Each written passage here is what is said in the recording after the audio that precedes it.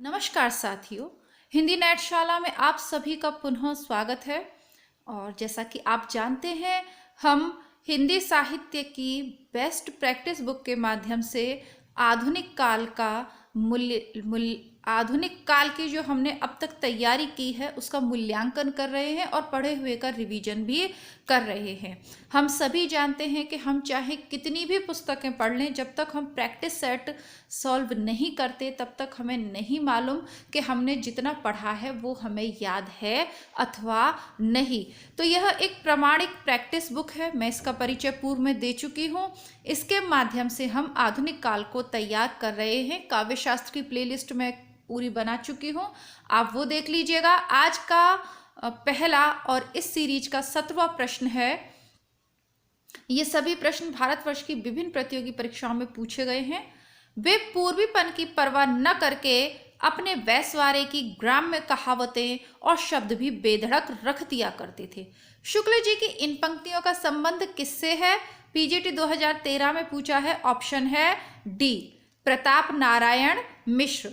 घूरे के लत्ताबी ने कनातन की डौल बांधे, समझदार की मौत, भौं आप वृद्ध मनोयोग, ये इनके शीर्षक हुआ करते थे और थोड़ा परिहास पूर्वक रचनाएं ये किया करते थे। और घूरे के लत्ताबी ने कनातन की डौल बांधे जैसा शीर्षक किस लेखक ने दिया था? प्रताप नारायण मिश्र। ये भी इसी परीक्षा में पूछा गया था। ये 2013 का वही वाला परीक्षा थी जिसमें एक से प्रश्न लगातार पूछे हुए थे।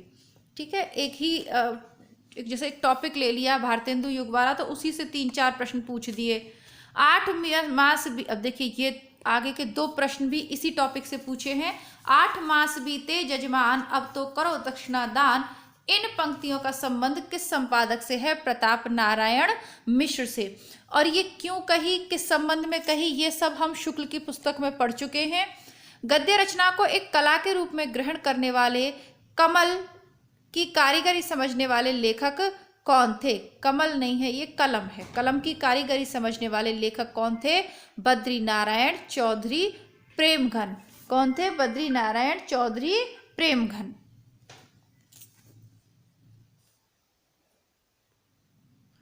परंतु प्रश्न के शुद्ध रूप में न लिखे जाने के कारण आयोग ने इसका उत्तर एफ माना है। कलम के स्थान पर कमल लिखा है, इसीलिए इसको कैंसिल कर दिया। अब वैसे इतना बड़ी भी बात नहीं है, कमल की कोई कारीगरी नहीं होती, कलम की कारीगरी होती है। जो प्रश्न हटाने चाहिए वो तो हटाते नहीं है आयोग वाले। 125 प्रश्न इनको सेलेक्ट करने होते हैं। विद्वानों की टीम बैठती है और गजब के विद्वान लोग ये होते हैं कि ये हिंदी के 125 प्रश्न सही नहीं छांट पाते। खैर, इसमें प्रिंटिंग संबंधी गलतियां, बट वैसे भी ये लोग कर नहीं पाते। खैर, आगे देखते हैं। हिंदी पुनर्जागरण काल किसे कहा जाता है? तो जाहिर सी बात है, भारतेंदु काल को कहा जाता है। भारतेंदु काल नई मानसिकता के उन्मेष का काल था। एक सेकंड में थोड़ा सा बुक को सेट करती हूँ। हाँ जी, अब देखिएगा। भारतेंदु काल नई मानसिकता के उन्मेष का काल था। इस कालखंड को किस नाम से अभिहित किया जाता है? पुनर्जागरण काल। नई मानसिकता के उन्मेष का काल था। और द्विवेदी युग को हम जागरण और सुधार काल के नाम से भी जानते हैं।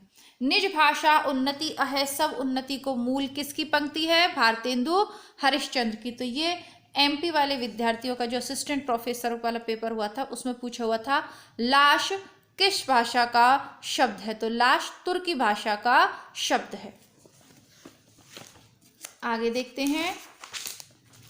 बिहारी बिहार नामक ग्रंथ के रचयिता कौन है? जीआईसी प्रवक्ता भर्ती 2017 में इसको पूछा गया है। अब ये थोड़ा सा बुक को सेट करने में मैंने आपको कल भी बताया था, काफ़ी लंबी चौड़ी बुक है। इस फोन की स्क्रीन पर चलिए सेट करने में थोड़ी दिक्कत है, बट हम कोशिश पूरी करेंगे। आवाज़ आपको एकदम स्पष्ट आ रही है। बिहारी बिहार नामक ग्रंथ के रचयिता पंडित अंबिका दत्त व्यास हैं। अंबिका दत्त व्यास की अन्य प्रसिद्ध रचनाएं हैं पावस पचासा, सुकवि सतसई, हो होरी। जबकि काशीनाथ सिंह के प्रसिद्ध उपन्यास हैं अपना मोर्चा, काशी का 80, और काशी का 80 घाट जो है, इस पे एक फिल्म भी है, शायद सनी देओल की फिल्म है। कुछ और होगा प्रसंग पर, रेहन पर रघु आदि। बिहारी रीतिकाल के रीति सिद्ध कवि हैं। प्रसिद्ध रचना है बिहारी सस्सई, राधाचरण गोस्वामी की है नवभक्तमाल। तो ये हो गए। भारतेंदु युग का एक अन्य नाम क्या है? तो पुनर्जागरण काल है। ठीक है, ये कई बार रिपीट हुआ है। भारतेंदु युगीन लेखक कौन है? तो प्रताप नारायण मिश्र ये भारतेंदु युगीन लेखक हैं। लेखक का संबंध भारतेंदु मंडल से नहीं था, ये 2015 में पूछा है। तो बालकृष्ण शर्मा का संबंध भारतेंदु मंडल से नहीं था, ये राष्ट्रीय सांस्कृतिक धारा के कवि थे। और ये सब आपको जो सरस्वती पांडे और गोविंद पांडे की बुक है उसमें अच्छे से मिल जाएगा कि कौन सा कवि कौन से उसका है। ठीक है, लिंक डिस्क्रिप्शन बॉक्स में मैं दे दूंगी। कौन से कवियों में एक भारतेंदु युगीन नहीं है? तो आप बहुत अच्छे से जानते हैं कि अयोध्या सिंह उपाध्याय हरियोध ये भारतेंदु युगीन नहीं है, क्योंकि हरियोध द्विवेदी युग के हैं। ठीक है, ये सब हम पढ़ चुके हैं। मैंने आपको पहले भी कहा कि हम इस बुक के माध्यम से केवल पढ़े हुए का मूल्यांकन करते हैं। सरल इतिहास अभी तक यदि आपने नहीं पढ़ा है तो इसी चैनल का जो दूसरा भाग है हिंदी बुकशाला, वहाँ पर वो बुक पढ़ाई जा रही है। आधुनिक काल ही मैं उसमें पढ़ा रही हूँ और आधुनिक काल की ही प्रैक्टिस करवा रही हूँ मैं, तो आप वहाँ से पढ़ लीजिए। शुक्ल की बुक हिंदी नेटशाला पर उपलब्ध है, अन्य महत्वपूर्ण बुकें भी उपलब्ध हैं, तो आप प्लीज़ उनको ज़रूर पढ़ें और उसके बाद प्रैक्टिस सेट सॉल्व करें। या फिर जैसे आज मेरे साथ आप प्रैक्टिस कर रहे हैं तो जाके इन टॉपिक को उन बुक से भी देखें। निम्न कृतियों में कौन सी भारतेंदु हरिश्चंद्र की काव्य कृति नहीं है? तो प्रेम पुष्पावली। देखिए, ये प्रश्न यूपी में भी पूछा हुआ है। अब हालांकि जैसा मैंने कहा कि यहाँ तो सिर्फ एक ही परीक्षा का नाम दिया हुआ है कि ये हरि। हाँ बेटे, हाँ बेटो, बेटा मुझे तो मिली नहीं आपकी पेंसिल, मिलेगी तब दे दूंगी। ठीक है, रोना नहीं, वीडियो खराब हो जाता है। चुप रहो, ढूंढ लो, अपने नीचे जाके ढूंढ लो। प्रेम पुष्पावली भारतेंदु की काव्य कृति नहीं है, प्रताप नारायण मिश्र की यह काव्य कृति है। बेटा ये मुंह में से शार्पनर निकाल दो। तो इनकी कृति है। और अन्य कृतियां हैं प्रताप नारायण मिश्र की मन की लहर, ब्रैडला स्वागत, लोकोक्ति शतक, हरगंगा आदि। जबकि प्रेम मालिका, प्रेम सरोवर, प्रेम फुलवारी आदि भारतेंदु हरिश्चंद्र की रचनाएं हैं। तो ये बहुत बार पूछा हुआ है। और ये प्रेम फुलवारी वाला और एक श्यामा स्वप्न वाला, इस तरीके के जो समानार्थी से लगते हैं ना, मतलब सुनने में एक जैसे लगते हैं, उनमें कन्फ्यूजन रहता है, तो इनको ध्यान से याद करिएगा। मैंने आपसे बार बार आग्रह किया है कि भारतेंदु की रचनाएं आपको रटी हुई होनी चाहिए, प्रकाशन वर्ष और उनकी विधा सहित। हिंदी साहित्य के पितामह के रूप में कौन जाने जाते हैं? भारतेंदु हरिश्चंद्र जाने जाते हैं, इसे सभी कर देंगे। और मैथिली शरण गुप्त ने स्वयं को कौटुंबिक कवि कहा है। दिनकर को समय, सूर्य और अधैर्य का कवि भी कहा जाता है, इन्हें आग और राग का कवि भी कहा जाता है दिनकर को। यह आंख बड़ी बला है, इसका आना जाना उठना बैठना सब बुराई। ये किसने लिखा है? बालकृष्ण भट्ट ने लिखा है।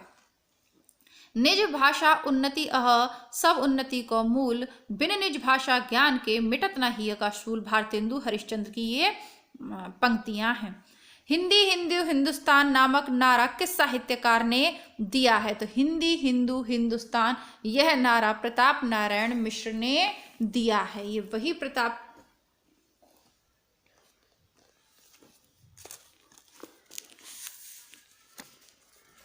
नारायण मिश्र जो थोड़ा परिहास पूर्वक रचनाएं भी लिखते हैं। भारतेंदु हरिश्चंद्र से संबंधित कौन सा कथन सही नहीं है? तो राजस्थान कॉलेज लेक्चरर भर्ती वाला जो पेपर होता है वो इस तरीके का पेपर होता है कि जब तक आपको पूरा कॉन्सेप्ट क्लियर नहीं है आप उन प्रश्नों के उत्तर नहीं दे सकते। सीधा प्रश्न इसमें नहीं पूछा जाता, अवधारणाएं क्लियर होनी चाहिए। और इसी के लिए रामचंद्र शुक्ल की पुस्तक मैंने आपको करवाई है। कुछ परीक्षार्थियों को लगता है कि अरे मैडम उसमें इतना टाइम लगाते हो आप समझाने में। अरे तो भैया सबकी अलमारियों में शुक्ल की किताब है, 150 से लेके 200 के बीच में आ जाती है। हर कोई खरीदने में समर्थ है, लेकिन हर कोई शुक्ल को पूरा नहीं पढ़ता। शुरू के 8-10 पन्ने पढ़े, कोई टॉपिक पढ़ लिया, पूरी शुक्ल को नहीं पढ़ पाते, बोरियत होने लगती है। अच्छे से एक्सप्लेन की हैं चीज़ें और इसीलिए की हैं। विशेषता नेट वाले विद्यार्थी, असिस्टेंट प्रोफेसर, आप किसी भी राज्य से हों, शुक्ल की बुक से बाहर नहीं जाता। जब तक आधुनिक काल में जहाँ तक उन्होंने लिखा है। अब जो बेचारे जब जीवन लीला उनकी समाप्त हो गई, यहाँ से चले गए, तो उसके बाद के लिए आप किसी को भी पढ़िए, लेकिन वहाँ तक के लिए शुक्ल को, आप अन्य राइटर्स को पढ़िए, मैं मना नहीं करती, पर शुक्ल को ज़रूर पढ़िएगा। प्लेलिस्ट में बहुत ही अच्छे तरीके से मैंने आपको करवाई है, बाकी फिर आपकी इच्छा है। साथ ही साथ इसी पुस्तक के कुछ वीडियोस है ना, इसका आधुनिक काल तो हम हिंदी नेटशाला पे कर रहे हैं, बाकी इसके जो 3 कालों के प्रश्न हैं वो हिंदी बुकशाला पर भी मैं करवा रही हूँ, ताकि आपकी आगामी परीक्षा से पहले हम इस बुक को कर लें। काव्य शास्त्र है, भाषा है, आधुनिक काल है, ये सब हम इस पे करेंगे। लेकिन आपके जो शुरुआती 3 काल हैं, आदि भक्ति रीति, वो उस पर उपलब्ध है। साथ ही साथ आपकी 2nd ग्रेड का सिलेबस, आपके राजस्थान का सिलेबस, वो भी दोनों चैनल पे, तो दोनों चैनल आप सब्सक्राइब करके रखें, प्लेलिस्ट चेक कर लें। आप कौन सी परीक्षा की तैयारी हेतु चैनल से जुड़े, मुझे कमेंट करें। यदि कोई और ऐसे अन्य विद्यार्थी हैं जो अन्य किसी परीक्षा की तैयारी से जुड़े हैं, तो उन्हें भी मैं आगे बता सकूँ कि आपको मतलब कैसे पढ़ना है और कौन सी बुक्स वगैरह आपको देखनी है। तो आप कमेंट बॉक्स में लिख दिया करें। आगे बढ़ते हैं। भारतेंदु हरिश्चंद्र से संबंधित कौन सा कथन सही नहीं है? वे नव युग के अग्रदूत और हिंदी साहित्य में आधुनिकता के जन्मदाता थे। बिल्कुल सही है। उन्होंने भारतीय जीवन की समस्त बुराइयों की निंदा कर उसे स्वस्थ एवं प्रशस्त बनाए रखने की चेष्टा की। बिल्कुल, निंदा तो करिए और जीवन को स्वस्थ, और बिल्कुल उन्होंने बहुत प्रयास किया इसके लिए। खूब सारे छुप छुप के रचनाएं करी। अंधेर जैसी नगरी जैसे प्रहसन लिखे, जिनके माध्यम से अशिक्षित जो जनता, देखिए ये इनका अंधेर नगरी है, ये बुकशाला पे मैं प्रस्तुत कर दूंगी। इस तरीके के छोटे छोटे प्रहसन किताबें लिखी, ठीक है, इनके माध्यम से जनता को जागृत करने का चेष्टा की। अब देखिए इसका मूल्य कितना है, अंधेर नगरी का ओरिजिनल मूल्य मात्र 15 रुपये की, 10-15 रुपये की ये पतली सी किताब है, लेकिन इसमें अंग्रेजों के खिलाफ भी खूब व्यंग किया गया है, और ऐसा किया गया है कि अंग्रेजों को तो समझ में आएगा नहीं। गद्य और पद्य दोनों में ही खड़ी बोली हिंदी का व्यवहार किया, ये बिल्कुल गलत है। कल की कक्षा में मैंने अच्छे से एक्सप्लेन किया कि गद्य की भाषा तो खड़ी बोली हो गई, लेकिन पद्य की भाषा भारतेंदु काल में ब्रज रही, खड़ी बोली नहीं रही। उन्होंने देशभक्ति के साथ राजभक्ति को भी अपने काव्य का वर्ण विषय बनाया है, इसमें कोई संदेह नहीं है। ये सारी चीजें कल की कक्षा में एक्सप्लेन कर दी। आगे बढ़ जाते हैं। राजस्थान की लेक्चरर भर्ती में पूछता है कि इनमें से किस कवि साहित्यकार का संबंध भारतेंदु काल से नहीं है? राधिका रमन प्रसाद का जो संबंध है भारतेंदु काल से नहीं है, क्योंकि ये तो कहानीकार के रूप में विख्यात हैं। भारतेंदु के हिंदी योगदान का स्वरूप क्या है?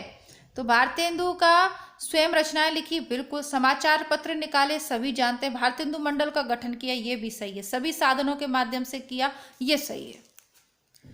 ये 14 में पूछा हुआ था, आपके 2014 में राजस्थान कॉलेज लेक्चरर में जो परीक्षा प्रश्न पूछे गए हैं वो दिए गए हैं।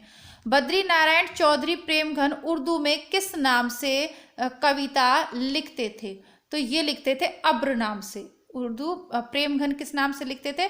अब्र नाम से। इनकी रचनाएं हैं जीर्ण जनपद, आनंद अरुणोदय, हार्दिक हर्षादर्श, मयंक महिमा, अलौकिक लीला, वर्षा बिंदु, लालित्य लहरी, बृजचंद्र पंचक और सूर्य स्रोत। आधुनिक युग के कवियों ने अधिकांशतः किस भाषा में कविता की है? तो ये है ब्रज भाषा। भारतेंदु युग के कवियों ने तो ब्रज भाषा में की है। स्वयं भारतेंदु की रचनाएं फूलों का गुच्छा, वो खड़ी बोली में लिखी गई है। गद्य होते तो खड़ी बोली, लेकिन पद्य हेतु ब्रजभाषा का प्रयोग इस काल में हुआ है। फूलों का गुच्छा इसीलिए इतना इंपॉर्टेंट हो जाता है क्योंकि इसको भारतेंदु ने क्या किया? खड़ी बोली में लिखा। भारतेंदु युग के साहित्यकार नहीं है प्रेमचंद, भारतेंदु युगीन साहित्यकार नहीं है। भारतेंदु की कौन सी रचना प्यार छंद में लिखी गई है? तो इनका प्रातः समीरन जो है प्यार छंद में लिखा गया है। बंदर सभा पैरोडी शैली में तथा वर्षा विनोद लावनी छंद में है। जो हो, मैंने आप कई बार परिश्रम किया कि खड़ी बोली में कुछ कविता बनाओ, पर वह मेरे चित्तानुसार नहीं है। यह भारतेंदु हरिश्चंद्र का कथन है, यानी वो ब्रजभाषा में ही सहज थे कविता के लिए। साहित्यकारों में से सबसे कम आयु किसकी रही है? तो पूछने की बात ही नहीं है, भारतेंदु हरिश्चंद्र, और 2nd नंबर पर जयशंकर प्रसाद रहे। ठीक है, भारतेंदु हरिश्चंद्र 35 वर्ष जिए, जयशंकर प्रसाद 48 वर्ष जिए। मुक्तिबोध जो है 47 वर्षीय जिए और ये 56 वर्ष जिए। कौन? प्रेमचंद। तो प्रेमचंद ने 56 वर्ष में काफ़ी कमाल कर दिया। अगर देखी जाए 56 वर्ष कोई बहुत ज़्यादा समय नहीं है। लेकिन सबसे कम भारतेंदु जिए, दूसरे नंबर पर मुक्तिबोध और तीसरे नंबर पर प्रसाद। आचार्य शुक्ल की दृष्टि में किसी युग के लेखकों की दृष्टि किस युग के लेखकों की दृष्टि व्याकरण के नियमों पर अच्छी तरह नहीं जमी थी? तो यह है भारतेंदु युग। इसीलिए मैं आपको बार बार कह रही हूँ कि आप शुक्ल की बुक को जरूर पढ़ें, ठीक है। अकेले नहीं पढ़ सकते, मेरे साथ पढ़ें। जब भी समय मिले, उठते बैठते उसको मोबाइल में ऑन करें। बुक को पढ़ने का समय न मिल पाता हो, मोबाइल में बुक ऑन करें, पढ़ लें, सुनते रहें। बाकी पढ़ाने का काम तो मैंने कर दिया, अब थोड़ा तो आपको मेहनत करनी पड़ेगी। भारतेंदु की खड़ी बोली में रचित कविताओं का संग्रह किस नाम से है? फूलों का गुच्छा। कौन सा लेखक भारतेंदु मंडल का नहीं है? बार बार पूछा जा रहा था। श्रीधर पाठक है ना, श्रीधर पाठक नहीं है उनके मंडल के सदस्य, ये स्वच्छंदतावादी कवि थे। हिंदी साहित्य के इतिहासकार 1850 से 1900 ईस्वी के काल को किस नाम से जानते हैं? भारतेंदु युग के नाम से, ठीक है। द्विवेदी युग की समय सीमा 1900 से 1918 है। 1918 से 1936 छायावाद, और ठीक है, इसीलिए भारतेंदु युग को उन्हीं के नाम के आधार पर भारतेंदु जो समय है 1850 से लेकर 1900 का, उसे भारतेंदु काल भी कहते हैं। भारतेंदु ने जिस प्रकार की हिंदी गद्य की भाषा का परिष्कार किया, उसी प्रकार काव्य की ब्रजभाषा का भी। इस पंक्ति के लेखक कौन है? रामचंद्र शुक्ल। समस्या पूर्ति किस युग की विशेषता रही है? भारतेंदु युग के। नवजागरण का अग्रदूत हिंदी के किस लेखक को कहा जाता है? भारतेंदु हरिश्चंद्र को। तो ये 50 प्रश्न आज की कक्षा में हमने 50 तक की संख्या में सॉल्व कर लिए हैं। तो इसके आगे के प्रश्न कल की कक्षा में देखेंगे। तब तक के लिए दोनों चैनल की प्लेलिस्ट चेक करके आप पढ़ते रहिए। मिलती हूँ आपसे कल, तब तक के लिए नमस्कार, धन्यवाद, जय हिंद।